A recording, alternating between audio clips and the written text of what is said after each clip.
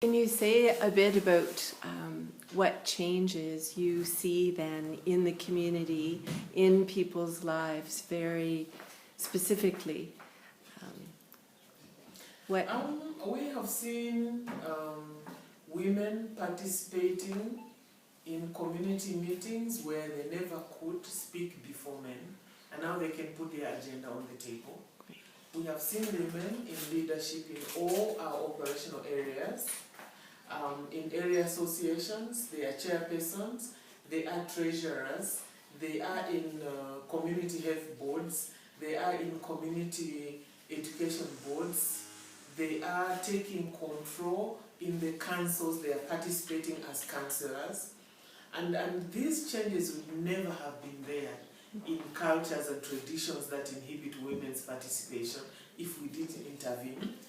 And I think that this is an important part of the impact that we are making. We are seeing more girls in schools, and we're seeing women going back to school because they feel it is important for them to be in school so that they are well informed and they can make better choices about their lives. I think things are changing.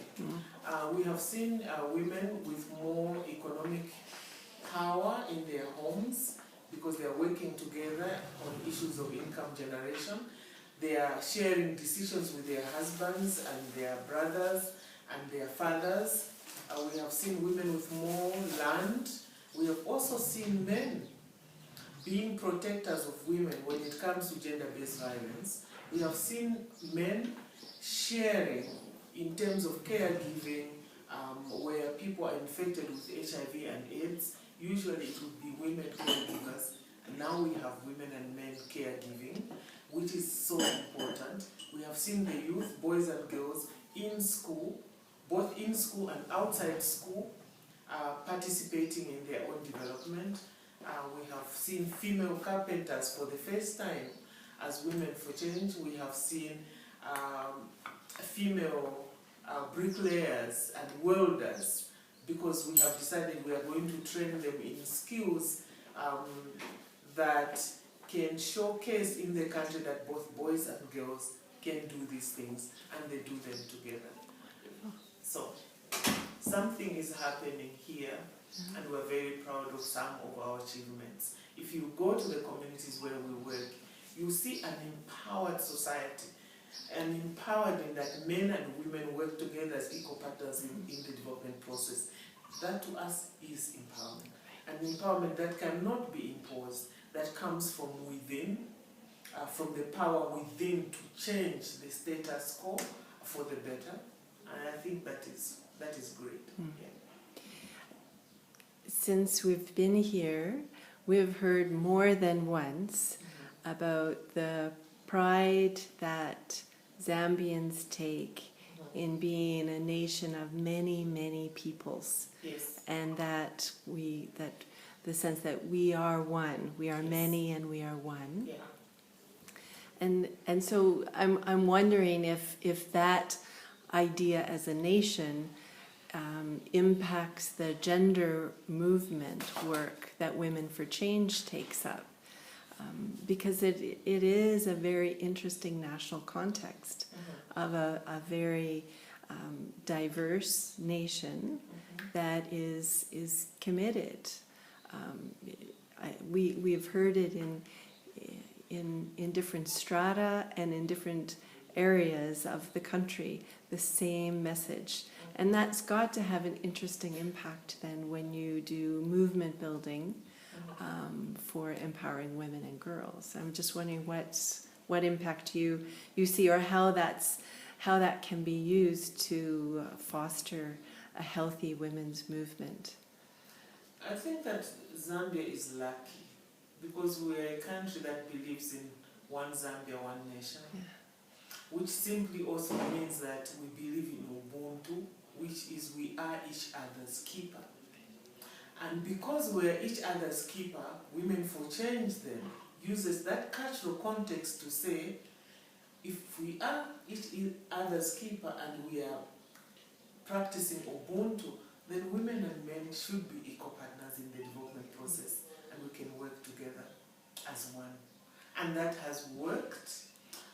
The gender discourse in Zambia or in Africa has been said to be an imposition from the West. And as Women for Change, we can demystify that and say, actually, it is not true. Because we're each other's keeper. It means that we can work together as women and men. And it has worked very well. And so we are major players in the women's movement in Zambia and in Africa, and I think globally. Because our area associations have been to the World Social Forums and demonstrating that rights is the answer to the development process and to ending poverty. We have had Pan-African meetings where women have participated. We have had Zambian chiefs going to Australia to share experiences with Aboriginal chiefs. We have had Aboriginal young people come to Zambia to share experiences with Zambian young people in the villages. And you know what? They can see that their context is the same. They come from chiefs in Canada, Yes. in the First Nations, and the Zambian youth come from chiefdoms in Zambia, and that their experiences are almost the same. And I think that solidarity is important with people that share experiences that are almost the same. Yeah. We have had chiefs in Zambia visiting Malawi, Botswana, Swaziland, and the regional chiefs visiting each other through Women for Change, and they can share the cultural norms that need to change, because these are harmful practices everywhere on the continent and in the region, and they have shared ideas on how to change them, how to value girl children's education, how to value women's participation. If we're each other's keepers, then each one has a say in what we do. And so that impact has really, really changed many lives. And we are proud as an organization to say that from the very humble beginnings, we have worked with United Church in supporting us on this. And we do share a lot in terms of the spiritual growth of our organization, and the beliefs that we carry also come from the biblical point of view. Jesus Christ was a protector of children. Bring them to me, don't send them away is a demonstration in the Bible that Jesus was telling his disciples that bring the children to me, don't send them away. Yeah. And we use that as a metaphor for protection of children's rights.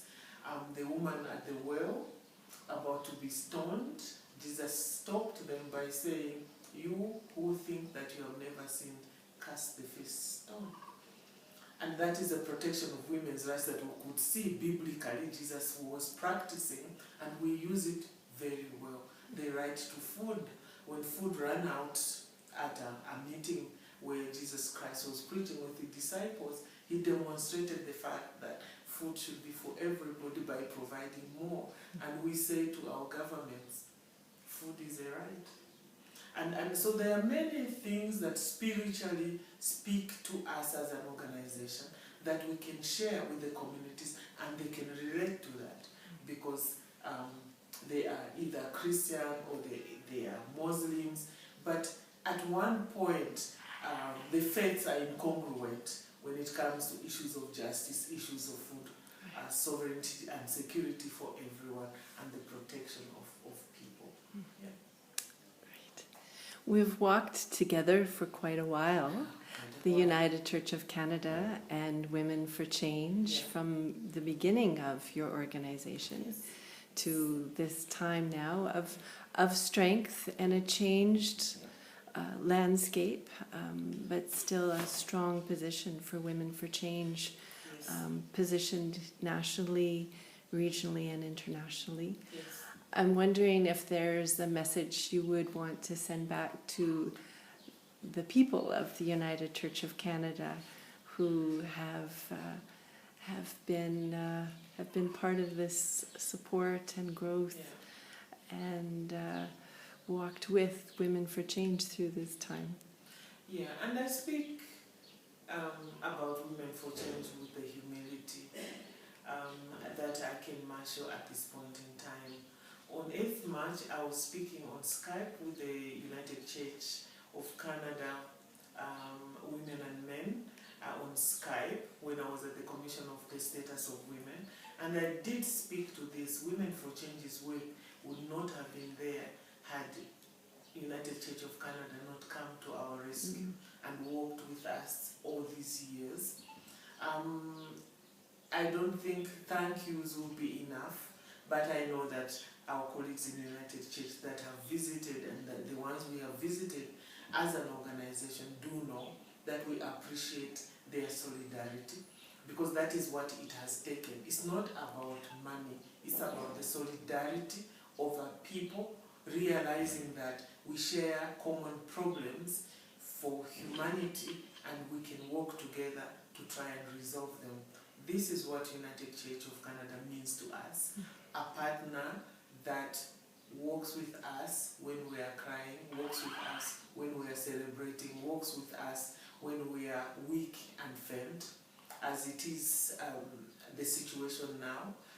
The funding situation has been very hard, and we're still working together to look at how best we can resource ourselves again. And so a big thank you, because it has to be said, but I don't think thank you is enough. But I know that in your hearts of hearts, you know, as an organization, that Women for Change does appreciate and value you as a partner in the most humble way that we can. We learn together Yeah. about the work, Yes. and that's at the core of the partnership.